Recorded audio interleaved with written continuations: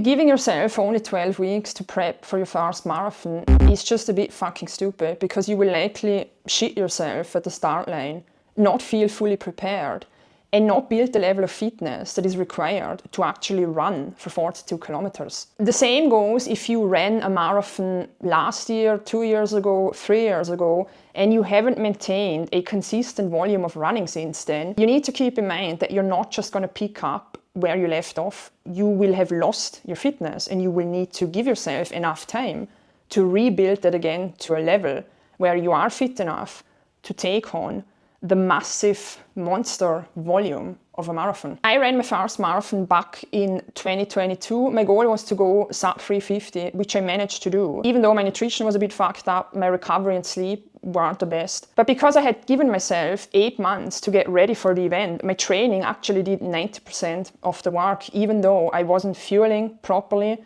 I didn't bring any gels to the event. I didn't even bring any water. I did most of my training fasted.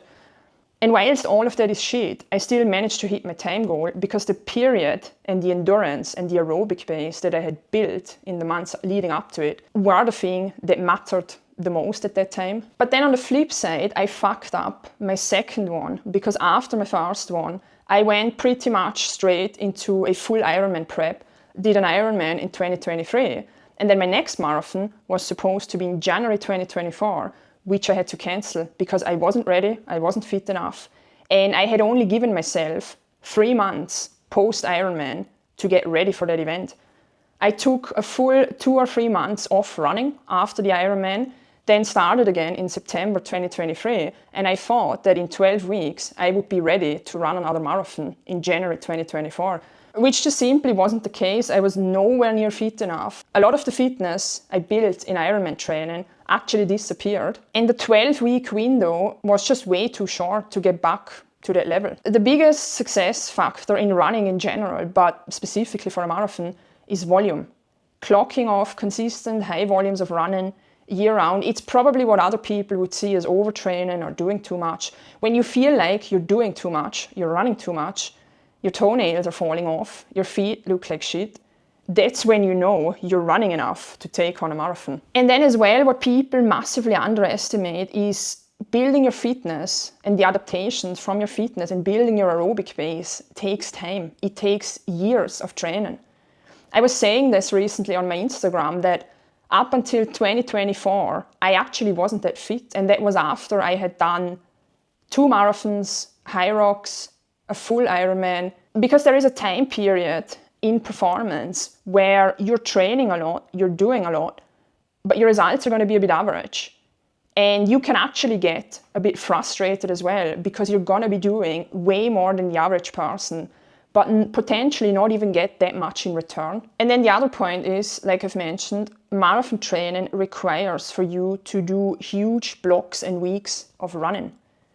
If you cram in a full marathon prep in a 12-week window, there is such a high chance that you're gonna get injured, because you will have to spike your volume, or you're gonna be starting from such a small base where even if you gradually increase your running, it might just not be enough. So before going into a marathon block, to increase your chances of success, avoid injuries, get the time that you want, smash a PB, the most important thing is to have a consistent run volume in the periods leading up to your prep. And I don't just mean a week here and there, but actually every week for a prolonged period of time. And for the love of God, give yourself enough time. If you're a first timer in a marathon, I would plan in at least 6 months. You're gonna be feeling so much more certain about the event itself and the race day. You're gonna be having a lot more fun, as much as you can call it fun, in training, because you're not going to be feeling pressured, you're not going to be counting down the weeks, how much time you still have left, and you're simply going to be a lot fitter and better prepared when you actually get to the race day. And then of course there's a couple of other factors that are very important. Body composition. If you are someone who has body fat to lose or weight to lose, I would again plan in an additional 8 to 12 weeks to get that done before the event prep, because you don't want to go into a marathon block having to diet or being in a deficit and then just fucking up your entire prep. And then the strength training aspect as well. It's shocking to me sometimes, like a lot of people that I speak to who are running consistently, they place way too little importance on their lifting and on their strength training. I personally think that every single person, whether they're doing running events, performance training, Ironmans, triathlons, Hyrox, whatever, would benefit from a first couple of, well, years even sometimes, but if not years, then it's going to be months, of training bodybuilding style.